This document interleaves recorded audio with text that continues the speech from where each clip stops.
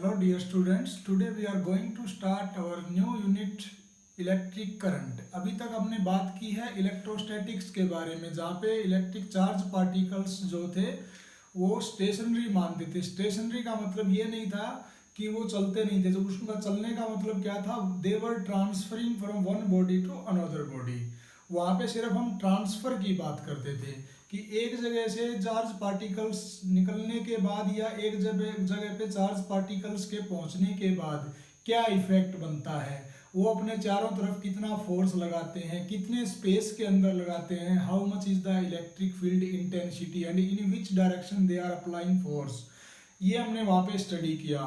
फिर हमने देखा कि एक जगह पे जहाँ पे चार्ज पार्टिकल्स इकट्ठे होते हैं, जहाँ पे चार्ज पार्टिकल्स बहुत ज़्यादा हो जाते हैं, वहाँ पे दूसरे चार्ज पार्टिकल्स को घुसाने के लिए, पहुँचाने के लिए हमें काम करना पड़ता है, जिसको हमने स्केलर फॉर्म में रिप्रेजेंट किया, electrostatic potential.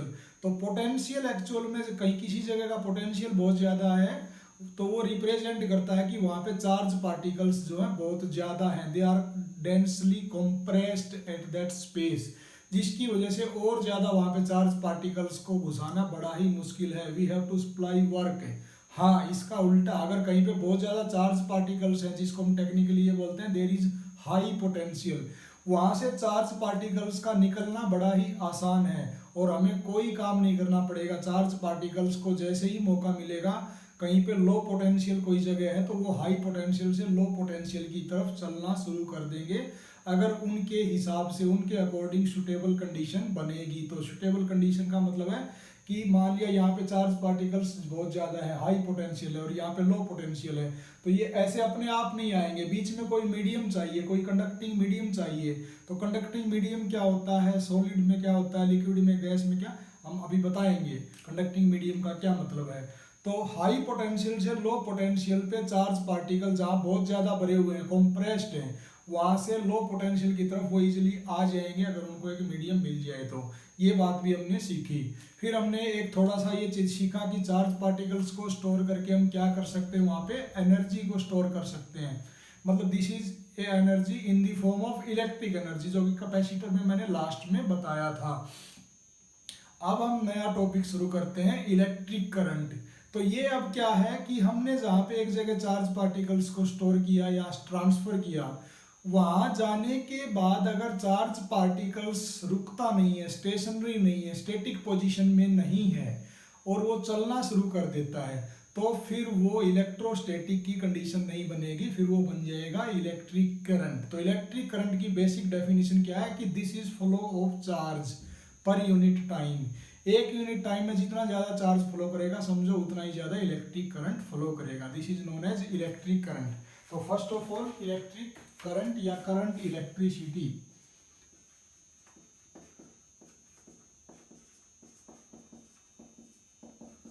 This is our second unit. ये हमारी सेकंड यूनिट है और इस सेकंड यूनिट में जो फर्स्ट चैप्टर है उसका नाम है इलेक्ट्रिक करंट एंड रेजिस्टेंस। तो सबसे पहले आज हम जो बात करेंगे वो बात करेंगे कि इलेक्ट्रिक करंट क्या चीज है, कैसे बनता है, किसको हम इलेक्ट्रिक करंट बोलते हैं। तो इलेक्ट्रिक करंट एक्चुअल में क्या होता है कि एक जगह पे जहां पे चार्ज पार्टिकल्स बहुत ज्यादा स्टोर हैं या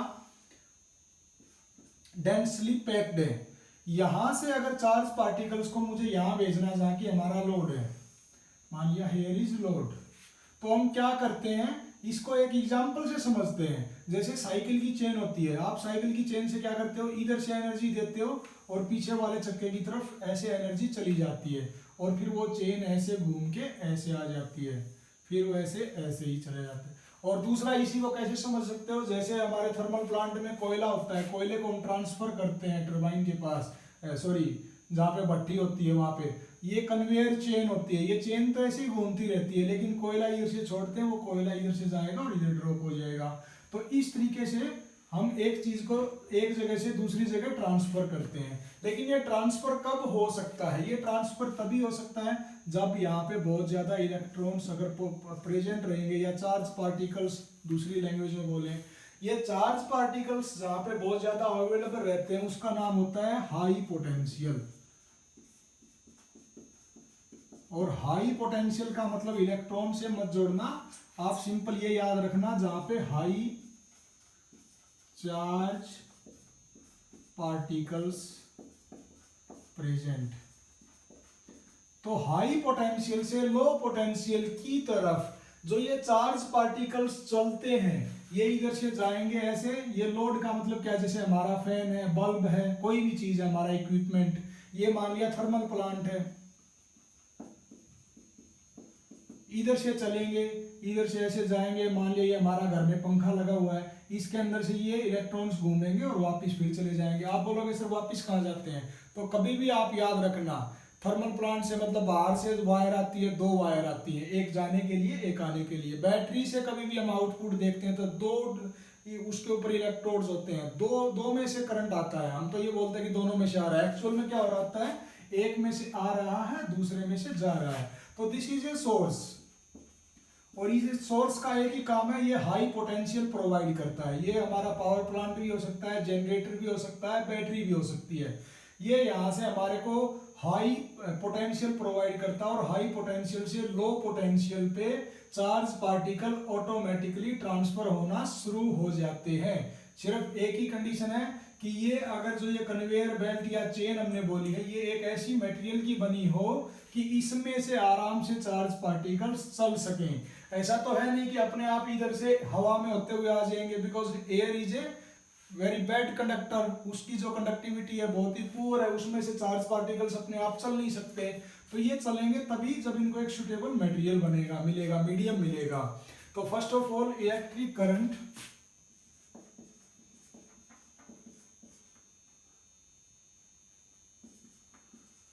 is defined as total flow of charge. Charge को क्यू से डिफाइन करते हैं हम, पर यूनिट टाइम। तो charge per unit time is known as electric current, और इलेक्ट्रिक करंट को हम रिप्रेजेंट करते हैं आई से। तो I is equal to Q by T.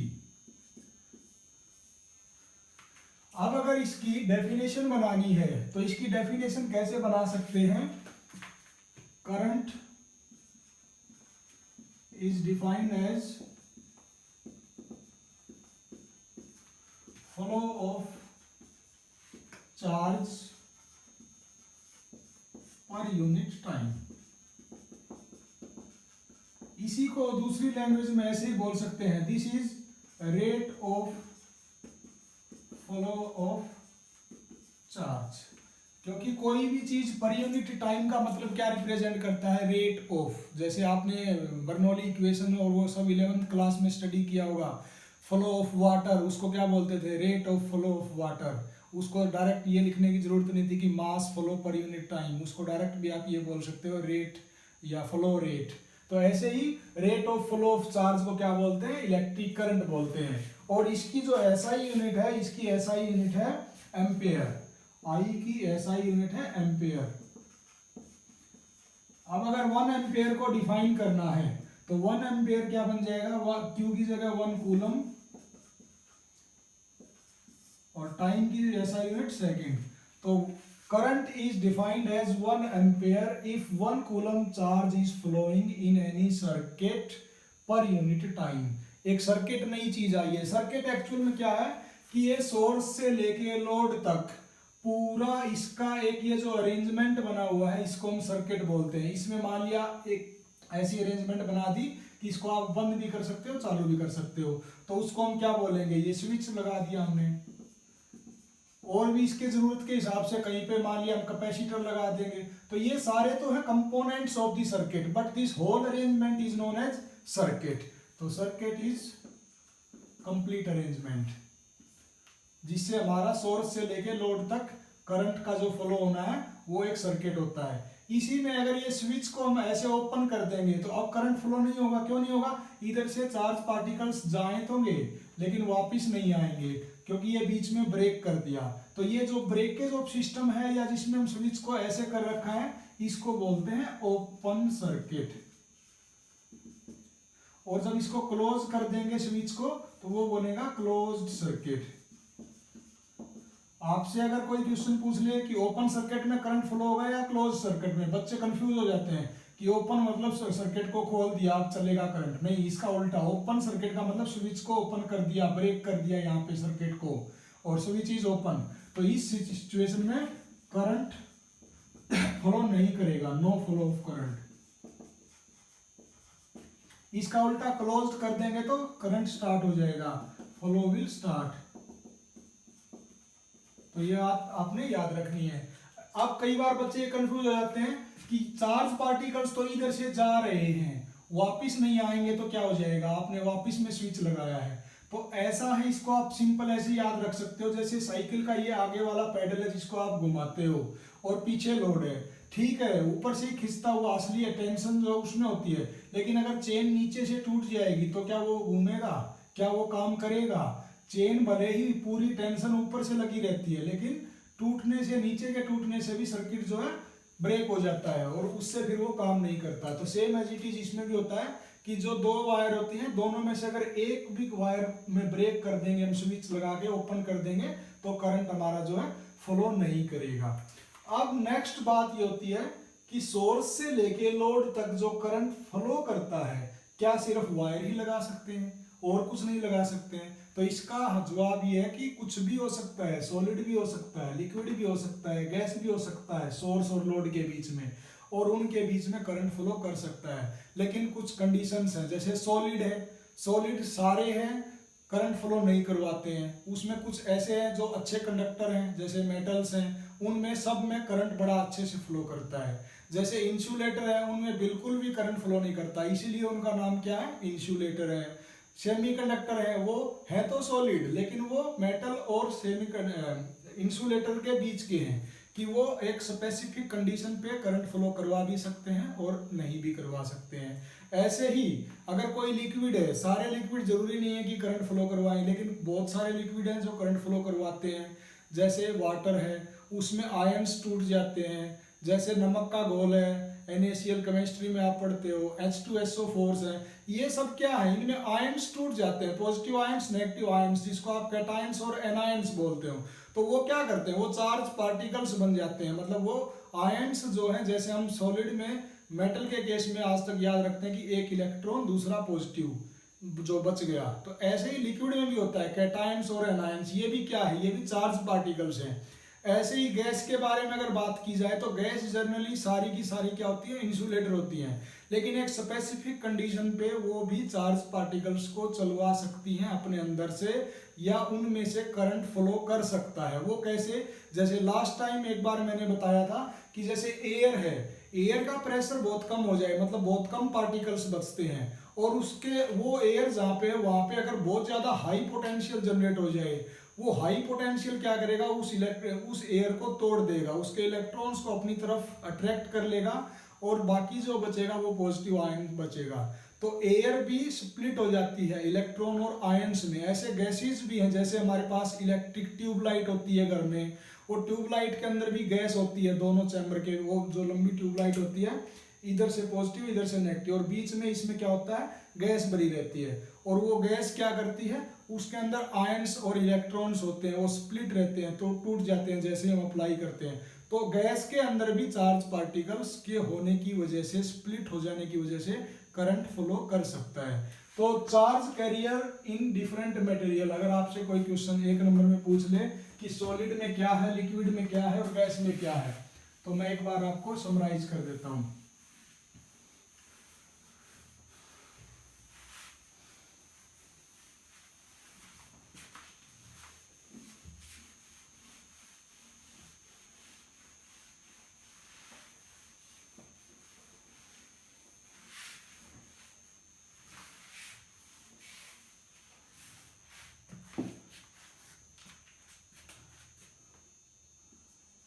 Charge carriers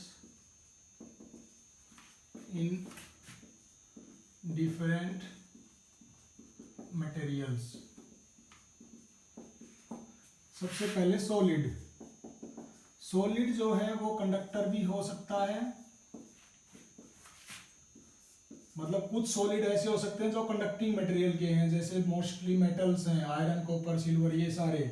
insulator भी हो सकता है, इंसुलेटिंग मटेरियल जो होते हैं वो भी सॉलिड से बने रहते हैं, उनके अंदर बिल्कुल भी करंट फ्लो नहीं होता। और सेमीकंडक्टर्स मटेरियल जो होते हैं, हमारी 9th यूनिट में हम पढ़ेंगे सारा इसके बारे में डिटेल में। सेमीकंडक्टर्स, ये भी इनकी भी प्रॉपर्टी तो है सॉलिड वाली, ये भी सॉलिड के बने रहते हैं, लेकिन जो कंडक्टर्स होते हैं इनके अंदर जो चार्ज कैरियर्स होते हैं फ्री इलेक्ट्रॉन्स होते हैं। फ्री इलेक्ट्रॉन्स क्यों होते हैं, पॉजिटिव पार्टिकल्स क्यों नहीं होते, उसके बारे में बता चुका हूं कि these are light in weight and these are outer portion in the atom. तो ये फ्री इलेक्ट्रॉन्स होते हैं। इंसुलेटर में तो करंट फ्लो होता ही नहीं है, तो कुछ भी नहीं होता, कोई भी चार्ज कैरियर नहीं होता। चार्ज कैरियर होता तो फिर वो इंसुलेटर होते ही नहीं। सेमीकंडक्टर में क्या होता है, सेमीकंडक्टर के अंदर electrons and positive holes, electron and positive holes, ये डिटेल में हम सीखेंगे सेमीकंडक्टर के बारे में। तो वो जो है चार्ज कैरियर्स होते हैं। ऐसे ही अगर लिक्विड की हम बात करें तो लिक्विड के केस में जो है आयंस होते हैं, पॉजिटिव एंड नेगेटिव, जिसको आप केमिस्ट्री में और अच्छे से सीखते हो, कैटायंस एंड एनायंस। ये जो है चार्ज कैरियर्स होते हैं। जैसे NaCl में Na+Cl- H2SO4 में H2+SO4-, these all are ions. और वो आयंस क्या है, चार्ज कैरियर्स है। वो चार्ज अगर वो चलना शुरू कर दे, समझ ले करंट फ्लो स्टार्ट हो गया। इसमें अगर इलेक्ट्रॉन चलना शुरू कर दे, समझ लो करंट शुरू हो गया। इसमें इलेक्ट्रॉन और होल्स अगर चलना शुरू कर दे, समझ लो करंट स्टार्ट हो गया। ऐसे ही गैसेज में, गैसेज जो है ये generally 99% these are insulator, but in specific condition, specific मतलब जहां पे गैस पार्टिकल्स या एयर पार्टिकल, एयर भी तो एक गैस है ना, उसके पार्टिकल्स तो बहुत ही कम है, लो प्रेशर है, और वहां पे बहुत ही ज्यादा पोटेंशियल अप्लाई अगर हम कर दें, हाई पोटेंशियल है, तो फिर वो क्या होता है, उसके इलेक्ट्रॉन स्प्लिट हो जाते हैं और पॉजिटिव आयंस बच जाते हैं। तो इलेक्ट्रॉन और पॉजिटिव आयंस की वजह से गैसेज में भी चार्ज या करंट स्टार्ट हो जाता है। तो ऐसे आपसे कोई भी क्वेश्चन पूछ सकता है, सेमीकंडक्टर में करंट कैरियर्स कौन कौन है, तो आपने जवाब देना इलेक्ट्रॉन एंड पॉजिटिव होल्स। आपसे तो लिक्विड में करंट कैरियर्स कौन है, आपने जवाब देना है कैटायन एंड आयंस, क्योंकि आयंस बनते हैं उसमें। गैसेज में कौन है, बोलो गैसेज, वैसे तो इंसुलेटर है, लेकिन अगर लो प्रेशर और हाई पोटेंशियल कंडीशन है तो उसमें इलेक्ट्रॉन और आयंस जो है, these are the current carriers. तो इस तरीके से आपसे कोई क्वेश्चन पूछ सकता है कि who are the charge carriers, which are the charge carriers in the following material. तो आप एक नंबर के क्वेश्चन में इस तरह से डिफाइन कर सकते हो।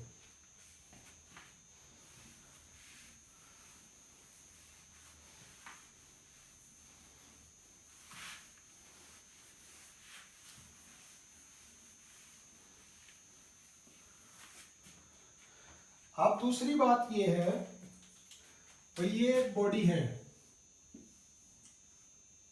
इसके अंदर तो इलेक्ट्रॉन्स भी हैं, प्रोटॉन्स भी हैं, मतलब नेगेटिव चार्ज भी है और पॉजिटिव चार्ज भी है, और दोनों ही इक्वल चार्ज होने की वजह से this is neutral in situation, मतलब ये टोटली अपने आप में न्यूट्रल है।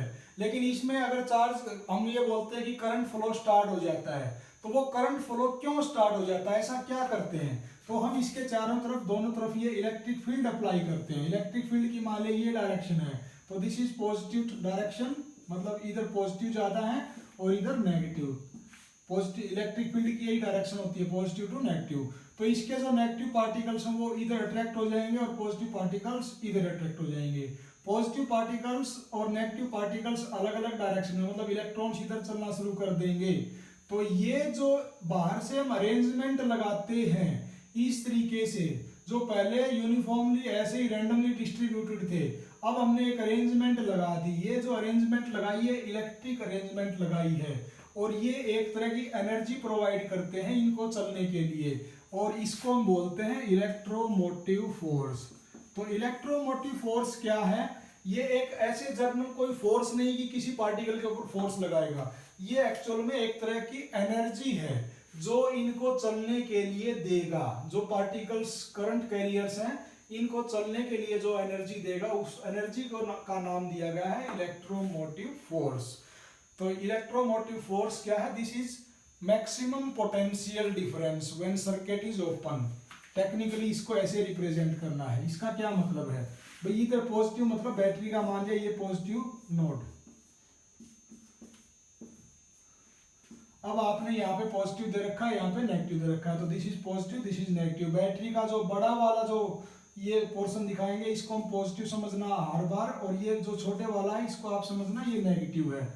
तो ये क्या करता है, एक पोटेंशियल डिफरेंस क्रिएट करता है।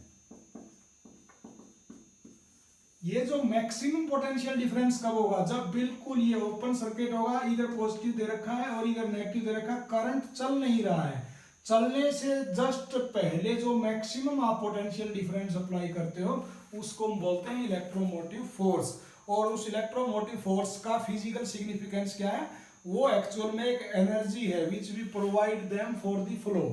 तो चार्ज पार्टिकल्स के चलने के लिए जो एनर्जी हम देते हैं उसको हम बोलते हैं इलेक्ट्रोमोटिव फोर्स। अब एक क्वेश्चन आपसे पूछा जाता है कि ठीक है जी, करंट ने चलना शुरू कर दिया, तो करंट जो है उसकी डेफिनेशन भी सीख गए हम। क्या ये एक स्केलर क्वांटिटी है, क्या ये एक वेक्टर क्वांटिटी है? आपसे अगर कोई ये क्वेश्चन पूछे तो मान लिया एक वायर में से ये करंट आया 2 एम्पियर, यहां पे एक जंक्शन पॉइंट है, एक वायर में से ये करंट आया मान लिया 3 एम्पियर, दिस इज जंक्शन, और इस जंक्शन के बाद इसमें से करंट ये निकल गया, ये कितना है? अगर वेक्टरली जोड़ें, वेक्टर के हिसाब से हम इसको जोड़ें तो ये 2 एम्पियर इधर आया, 3 एम्पियर इधर आया, बिल्कुल अपोजिट इन डायरेक्शन है, तो 2 - 3 -1 एम्पियर होना चाहिए।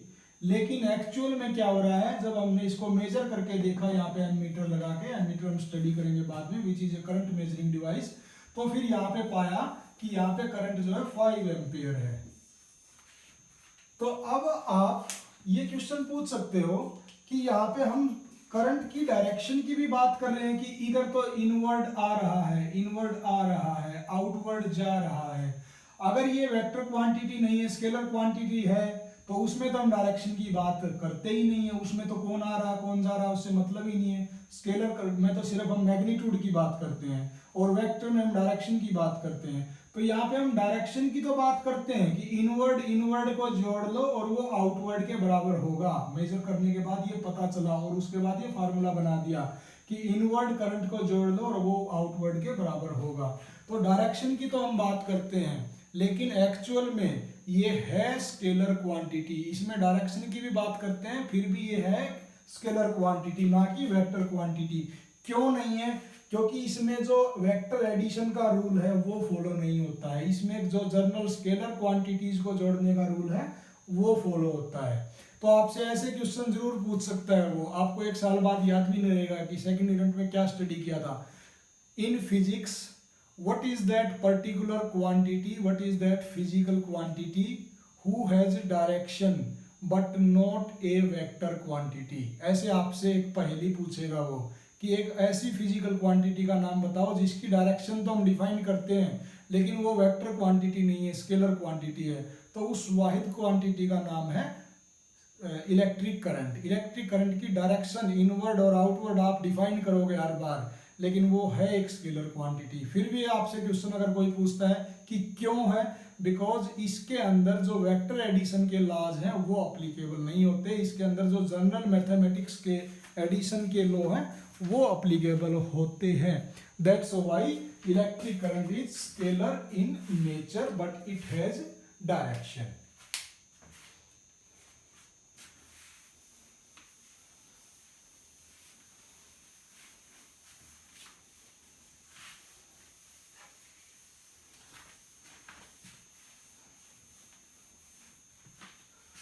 अब इलेक्ट्रिक करंट भी हम 2 तरीके का स्टडी करेंगे, एक तो होगा डायरेक्ट करंट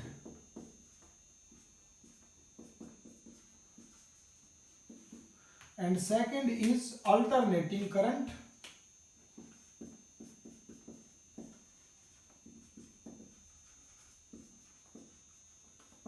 डायरेक्ट करंट क्या है, मान लिया this is representing current, this is representing current with respect to time.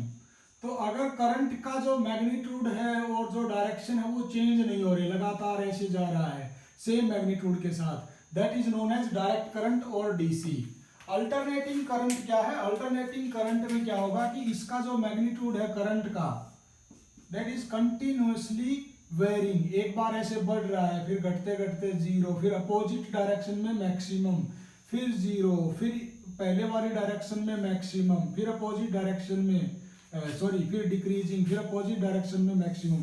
तो अगर इस तरह का वेरिएबल करंट है तो उसको हम बोलते हैं अल्टरनेटिंग करंट। और डायरेक्ट करंट क्या है, जिसमें सेम मैग्नीट्यूड के साथ लगातार करंट फ्लो करता रहे, दैट इज डीसी करंट। तो है तो दोनों ही इलेक्ट्रिक करंट, दोनों में क्या फर्क है, यहाँ पे भी चार्ज पार्टिकल्स चल रहे हैं, यहाँ पे भी चार्ज पार्टिकल्स चल रहे हैं, ऐसा नहीं कि कहीं पे रुके हुए हैं। इसमें जो चार्ज पार्टिकल्स चल रहे हैं, इसमें ऐसा होगा कि ये जो चार्ज पार्टिकल शुरू कर दिए चलना, ऐसे चलते ही रहेंगे एक ही डायरेक्शन में।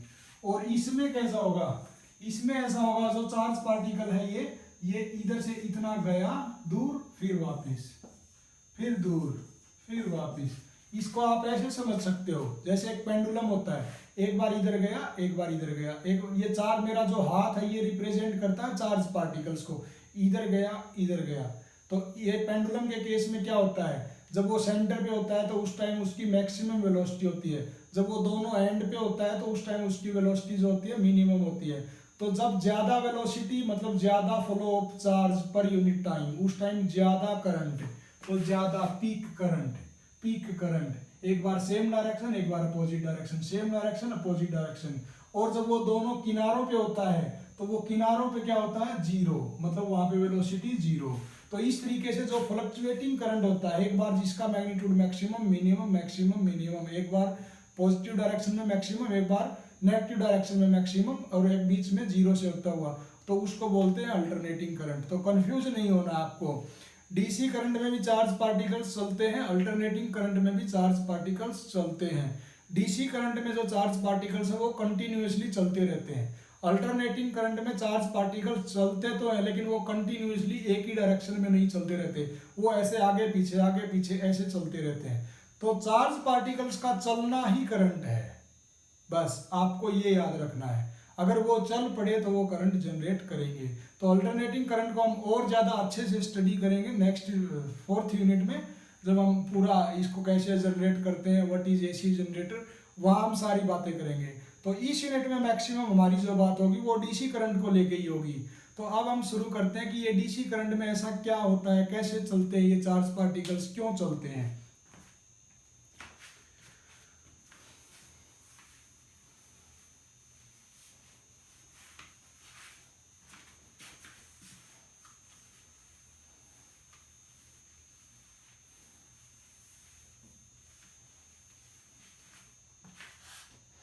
मान लिया ये एक बॉडी है,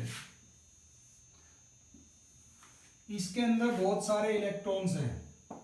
अब ये जो इलेक्ट्रॉन्स होते हैं, ये कोई इधर जा रहा है, कोई इधर जा रहा है, कोई उधर जा रहा है, बिल्कुल रैंडमली ये चलते ही रहते हैं। ऐसा नहीं कि ये सॉलिड है तो इसके पार्टिकल्स जो है वो रुके हुए हैं, क्योंकि थर्मोडायनेमिक्स में हम 3rd लॉ में सीख चुके हैं, कोई भी बॉडी के सारे पार्टिकल्स तभी रुकेंगे जब 0 केल्विन होगा। 3rd लॉ थर्मोडायनेमिक्स यही कहता है कि 0 kelvin temperature, not Celsius sorry, 0 kelvin पे ही एंट्रोपी 0 हो सकती है इस यूनिवर्स की, विच इज इम्पॉसिबल सिचुएशन। तो सॉलिड के अंदर भी जो पार्टिकल्स हैं, जो इलेक्ट्रॉन्स हैं, वो चलते रहते हैं लेकिन हमें नहीं दिखते हैं, ठीक है, वो किसी स्पेसिफिक इंस्ट्रूमेंट के द्वारा हम देख सकते हैं, हमारी नेक्ड आई से हम उसको नहीं देख सकते।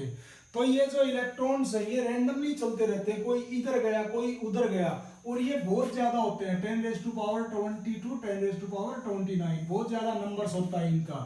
लेकिन ये जो चलते हैं ये एक पर्टिकुलर डायरेक्शन में नहीं चलते, इनकी कोई डायरेक्शन नहीं है, रैंडम डिस्ट्रीब्यूशन है।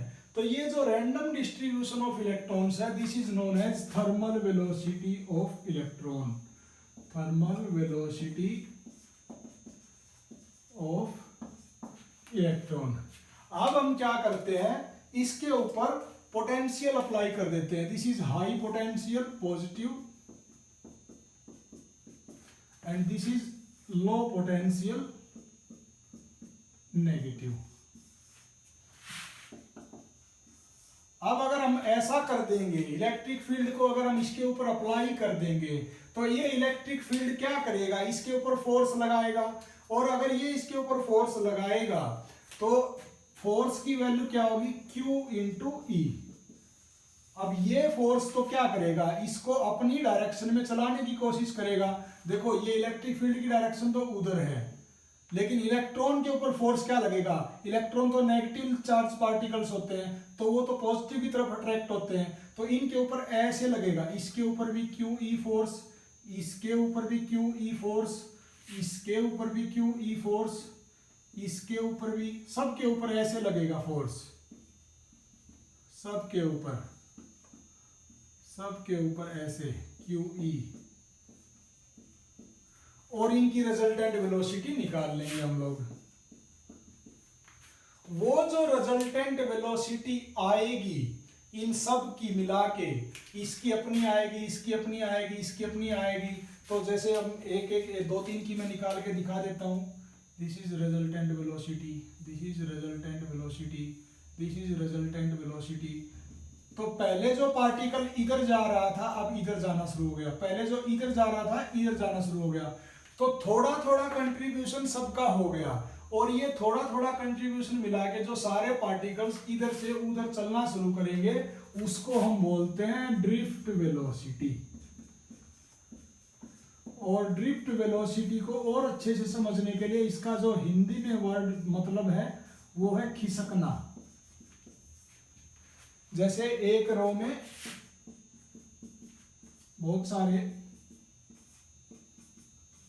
पर्सन है, ये थोड़ा सा आगे खिसका तो इसकी वजह से ये थोड़ा सा और आगे खिसक गया, इससे आगे वाला और आगे खिसक गया, तो ऐसे जो इलेक्ट्रॉन्स एक के बाद एक, एक के बाद एक, 10⁻20 से लेकर 10⁻29 बहुत ज्यादा ट्रिलियंस ऑफ इलेक्ट्रॉन्स भरे रहते हैं एक बॉडी के अंदर, तो वो जो है ऐसे पॉजिटिव की तरफ, हाई पोटेंशियल की तरफ, पॉजिटिव की तरफ, अपोजिट टू इलेक्ट्रिक फील्ड, वो खिसकना शुरू कर देते हैं, और जब ये चलना शुरू कर देते हैं तो फिर हमारे पास करंट आ जाता है। इलेक्ट्रॉन का चलना, चार्ज कैरियर्स का चलना, उसी को हम क्या बोलते हैं, उसी को तो हम करंट बोलते हैं।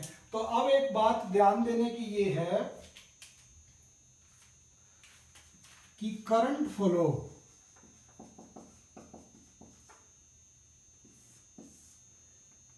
किस वजह से होता है, क्या ये थर्मल वेलोसिटी की वजह से होता है, क्या ये ड्रिफ्ट वेलोसिटी ऑफ इलेक्ट्रॉन की वजह से होता है।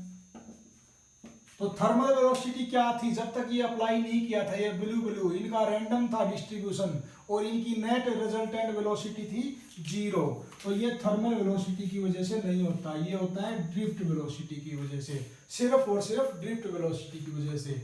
सेकंड क्वेश्चन ये पूछता है what is the direction of electric current. ये बड़ा ही इंपॉर्टेंट क्वेश्चन है कि डायरेक्शन क्या है। यहां बच्चे कंफ्यूज हो जाते हैं कि इलेक्ट्रॉन इधर जा रहे हैं तो करंट भी इधर ही जाएगा, लेकिन ऐसा नहीं है। देखो this is positive high potential, this is high potential, this is low potential negative.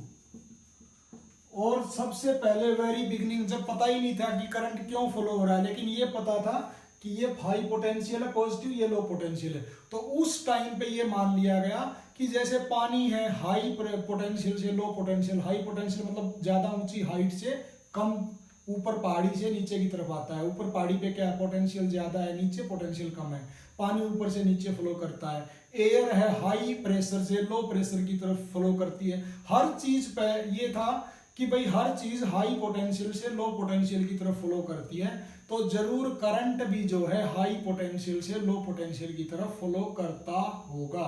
और यही मान के फिजिक्स में सारी थ्योरीज बनाते चले गए। बाद में बहुत सालों बाद पता चला कि करंट कैरियर जो है, करंट जो है उसका जो कैरी करने वाले पार्टिकल्स हैं वो तो इलेक्ट्रॉन्स हैं, तो ये इलेक्ट्रॉन्स तो अपोजिट डायरेक्शन में फ्लो करते हैं, low potential to high potential. तो अब ये तो प्रॉब्लम हो गई, अब क्या करें। तो फिर ये माना गया कि भाई जो हमने आज तक मान के थ्योरीज तैयार की हैं इनको ऐसा ही रहने दो, और डायरेक्शन ऑफ आई जो है करंट, इलेक्ट्रिक करंट है, ये अब भी high potential to low potential ही लिया जाएगा। और इस डायरेक्शन में कौन फॉलो करेगा, अगर इलेक्ट्रॉन्स इधर फॉलो करेंगे तो पॉजिटिव पार्टिकल्स उधर फॉलो करेंगे, तो इस डायरेक्शन में तो पॉजिटिव पार्टिकल्स फॉलो करेंगे। तो डायरेक्शन ऑफ इलेक्ट्रिक करंट इस हिसाब से क्या बन गई, ये बन गई opposite to the flow of electron. ये बात याद रखना, opposite to the flow of electron. तो डायरेक्शन ऑफ इलेक्ट्रिक करंट और इलेक्ट्रॉन की डायरेक्शन अपोजिट होती है। हाँ, करंट को चलाने वाला इलेक्ट्रॉन ही है, लेकिन फिर भी करंट की डायरेक्शन इलेक्ट्रॉन की डायरेक्शन से अपोजिट होती है। पूरी स्टोरी मैंने बता दी। क्यों? क्योंकि पहले ही मान लिया हाई पोटेंशियल से लो पोटेंशियल होता है and every theory was made on that principle. तो सारी थ्योरीज को चेंज करने की बजाय इस बात को एक्सेप्ट कर लिया कि करंट की डायरेक्शन इलेक्ट्रॉन की डायरेक्शन से अपोजिट होती है। तो this is drift velocity. Drift velocity में अब इसको अगर और अच्छे से मैथमेटिकली एक्सप्रेस किया जाए कि कितनी है, तो वो आपको मैं पहले निकाल के दिखाता हूँ और फिर हम स्टडी करेंगे कि ड्रिफ्ट वेलोसिटी का और करंट का क्या रिलेशनशिप है।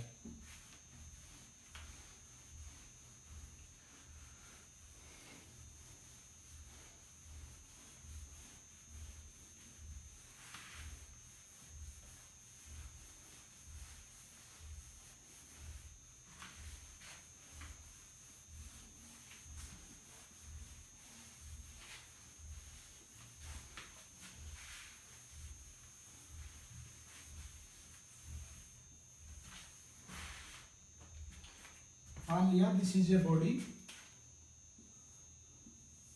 और इसके अंदर ये सारे चार्ज पार्टिकल्स हैं, ये U1 U2 U3, मतलब इनिशियली कुछ भी अप्लाई नहीं किया बाहर से इलेक्ट्रिक फील्ड।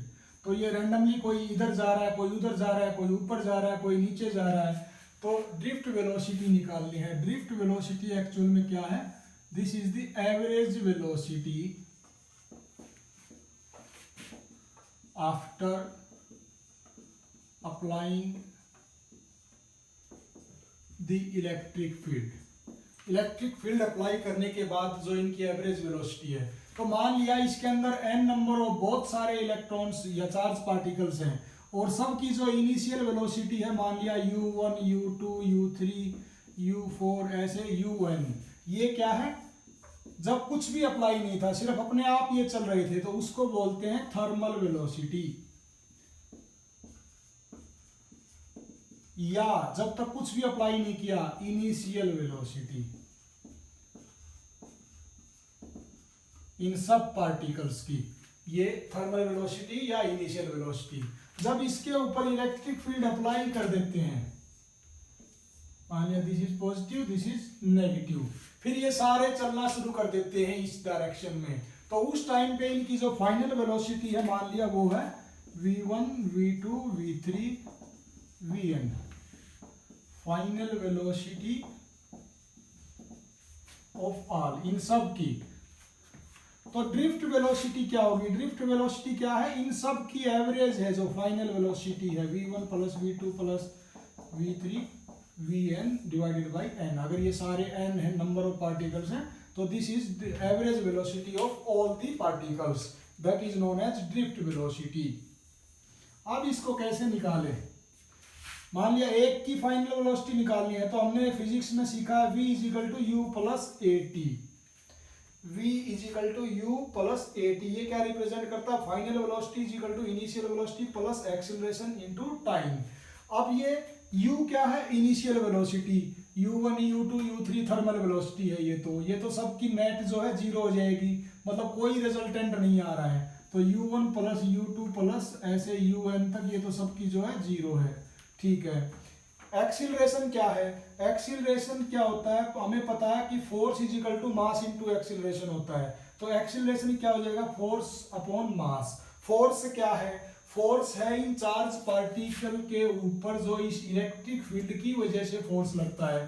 तो उसको हम ऐसे भी लिख सकते हैं Q into e divided by m. M क्या है? Mass of the electron.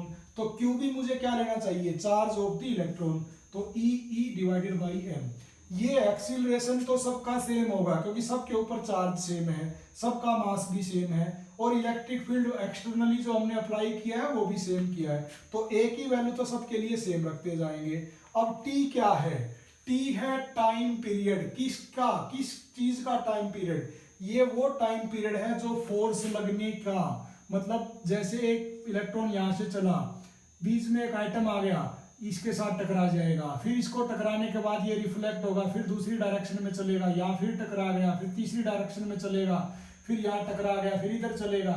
तो ये जो एक जगह से दूसरी जगह जाने के लिए जो फोर्स लग रहा है, जो इसको ले जा रहा है, वो है टाइम। मान लिया दिस इज t1, फिर यहाँ से दूसरी जगह जा रहा है तो t2, फिर ये t3। तो ये टाइम पीरियड हम क्या कह सकते हैं, this is time period of application of force. एक तो हम ऐसे बोल सकते हैं, दूसरा इसी को बोल सकते हैं this is time period of, this is time period between two collision. एक कोलिजन के बाद दूसरे कोलिजन के होने तक तो ये चलता ही रहेगा ना, तो उस टाइम पीरियड में उसके ऊपर फोर्स लगता ही रहेगा। तो ये दो कोलिजन्स के बीच का जो टाइम है उसको भी हम बोल सकते हैं टाइम पीरियड। अब अगर एक की फाइनल वेलोसिटी निकालनी है तो v1 is equal to u1 plus a t1। a को मैं a1 क्यों नहीं लिख रहा, क्योंकि a1 a2 a3 ये तो सबके बराबर ही होंगे। t1 में एक इलेक्ट्रॉन का एग्जांपल दे दिया, ऐसे ही सबके साथ ऐसे ही घटित होगा। तो v2 क्या होगा, u2 plus a t2। Similarly u3 क्या होगा, v3 क्या होगा, u3 प्लस a t3। और ऐसे करते करते vn क्या होगा, un प्लस a tn। तो अगर सबकी वेलोसिटी का एवरेज निकाल लेंगे तो वो क्या आ जाएगा, ड्रिफ्ट वेलोसिटी, क्योंकि ड्रिफ्ट वेलोसिटी क्या है, इन सबका एवरेज। तो drift velocity is equal to v1 plus v2 plus up to vn divided by n। तो v1 की वैल्यू रखो u1 plus a t1, u1 plus a t1। फिर उसकी रखो v2 की u2 प्लस a t2। फिर v3 की रखो और लास्ट में vn की रखोगे तो un plus a tn divided by total number. अब एक जगह तो कर लेते हैं u1 plus u2 plus u3 up to un divided by n। और ये जो अलग बच गया इसमें क्या करते हैं, a कॉमन ले लेते हैं, t1 plus t2 plus up to tn divided by n। और ये u1 प्लस u2 ये पूरा un तक क्या है, ये तो रिलैक्सेशन थर्मल वेलोसिटी को रिप्रेजेंट करता है सबकी मिला के, और सबकी थर्मल वेलोसिटी क्या है, जीरो है। इनिशियली सबका रिजल्टेंट जो है जीरो है, तो दिस इज जीरो। तो इसका मतलब ड्रिफ्ट वेलोसिटी क्या आ गई, a into t1 plus t2 plus t3 up to tn divided by n। This is drift velocity. अब इस ड्रिफ्ट वेलोसिटी में a की वैल्यू हम रख सकते हैं, a की वैल्यू क्या है, e डिवाइडेड बाई m। तो ड्रिफ्ट वेलोसिटी क्या आ जाएगी, e by m into t1 plus t2 3 plus ये जो क्या है total time divided by n। तो ये क्या है एवरेज टाइम।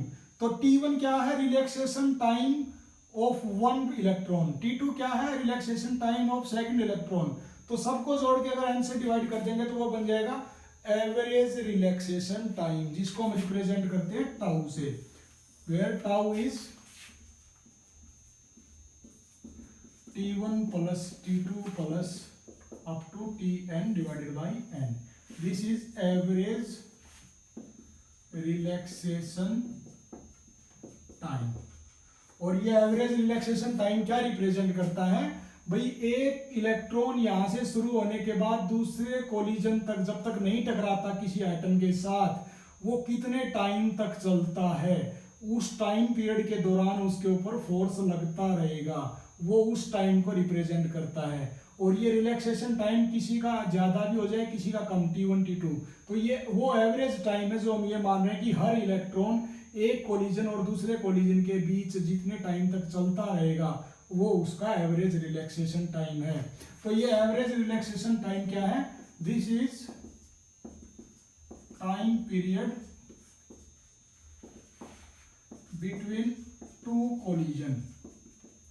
यहाँ पे बच्चे कंफ्यूज बड़े होते हैं कि जी ये एवरेज रिलैक्सेशन का मतलब क्या, वो रिलैक्स कर रहा है, रुका हुआ है, ऐसा नहीं है। ये वो टाइम पीरियड है जिसके अंदर वो चल रहा है, रुके तो वो तब का यहाँ से लेके इस पे टकराएगा, टकराने के बाद फ्रैक्शन ऑफ सेकंड मतलब माइक्रो सेकेंड्स के लिए हम ये कह सकते हैं इस पे रुका और फिर दूसरी डायरेक्शन में वो रिफ्लेक्ट हो गया, तो रुकना तो उसका यहाँ हुआ, लेकिन हम ये टाउ रिलैक्सेशन टाइम किसको रिप्रेजेंट कर रहे हैं, जब वो टकरा नहीं रहा, मतलब कोई टकरावट नहीं है, तो हम उस सिचुएशन में बोल रहे हैं कि वो रिलैक्स है, फ्रीली चल रहा है, रिलैक्स मोड में चल रहा है, तो उसको बोलते हैं relaxation time, time period between two collision, ये आप याद रखना। और ये जो है this is a function of temperature,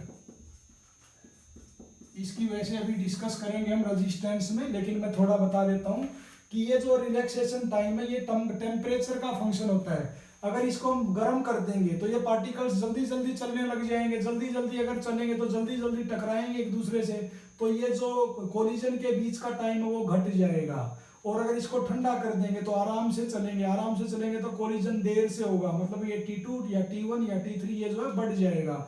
तो ये जो रिलैक्सेशन टाइम है it's depend only upon the temperature, ठीक है। तो एवरेज ड्रिफ्ट वेलोसिटी का फार्मूला क्या आ गया, E/m into tau, this is drift velocity, E/m into tau. अब एक बस छोटा सा टॉपिक बचता है, करंट और ड्रिफ्ट वेलोसिटी में क्या रिलेशन है।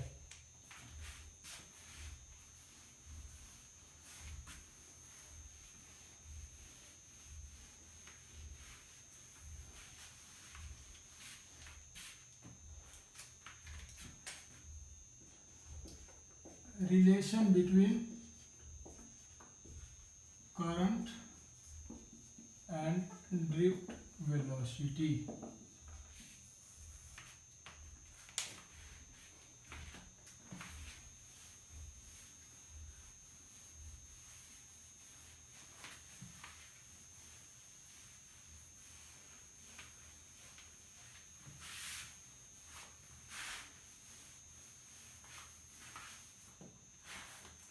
मान लिया ये एक बॉडी है,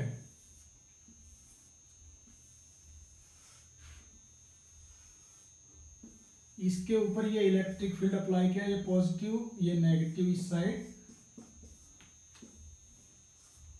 जब इसके अंदर ये पॉजिटिव है तो इलेक्ट्रॉन्स इधर जाएंगे और करंट फ्लो की जो डायरेक्शन होगी वो इधर होगी। इस बॉडी के अंदर हमने मान लिया कि नंबर ऑफ इलेक्ट्रॉन्स जो है n है, स्मॉल n हम जब भी लिखेंगे बार बार यूज करेंगे, ये रिप्रेजेंट करता है number of electrons per unit volume, ये इस चीज को रिप्रेजेंट करता है। अब मान लिया इसका एरिया ऑफ क्रॉस सेक्शन जो है A है, capital A, area of cross section, और इसकी लेंथ जो है मान लिया L है, L is the length of the conductor।